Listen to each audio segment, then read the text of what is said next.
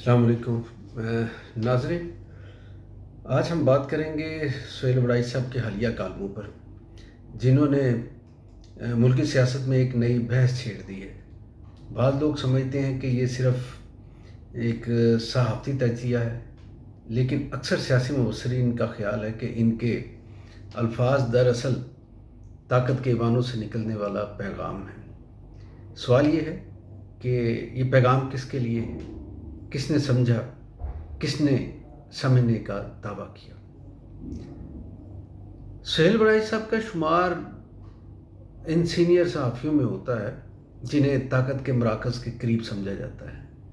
ان کے کالمز میں جب کوئی آف دی ریکارڈ بات آتی ہے تو سیاستدان اور تجزیہ کار اس پر غور کرنے لگتے ہیں۔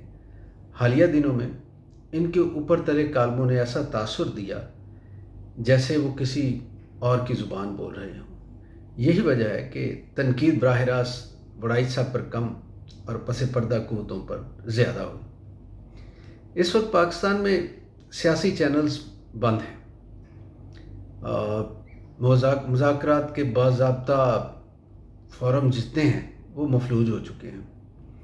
ایسے میں اگر کوئی پیغام میڈیا کے ذریعے دیا جائے تو اس کی دو وجوہات ہو سکتی ہیں: یا تو براہ راست بات چیت ممکن نہیں رہی، یا پھر طاقتور حلقے اپنا موقف آزمانا چاہتے ہیں کہ عوامی رد عمل کیا آتا ہے۔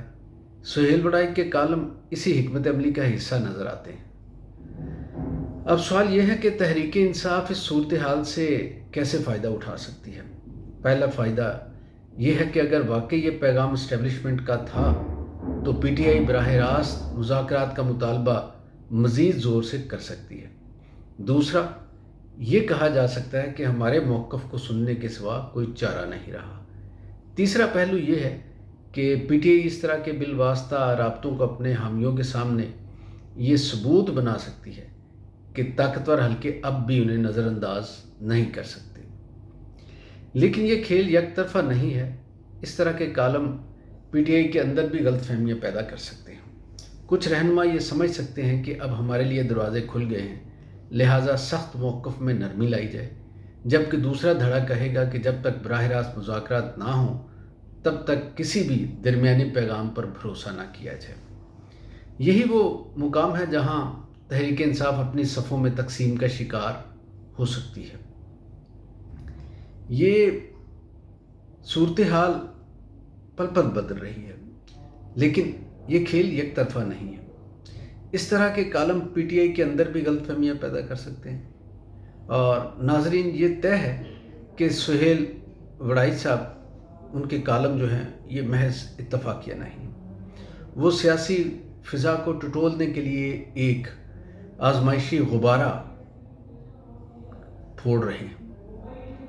اصل سوال یہ ہے کہ کیا تحریک انصاف اس غبارے کو مذاکرات کا دروازہ سمجھے گی یا ایک سیاسی جال۔ اس وقت فریق کے لیے احتیاط لازم ہے، ہر فریق کے لیے، کیونکہ پیغام رسانی اگر براہ راست نہ ہو تو غلط فہمیاں بڑھتی ہیں، کم نہیں ہوتی۔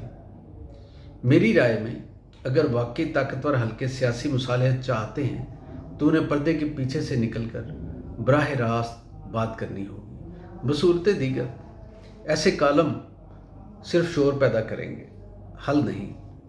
آپ کا کیا خیال ہے؟ کیا یہ پیغام واقعی تھا یا محض تجزیہ؟ کمنٹس میں ضرور بتائیے گا۔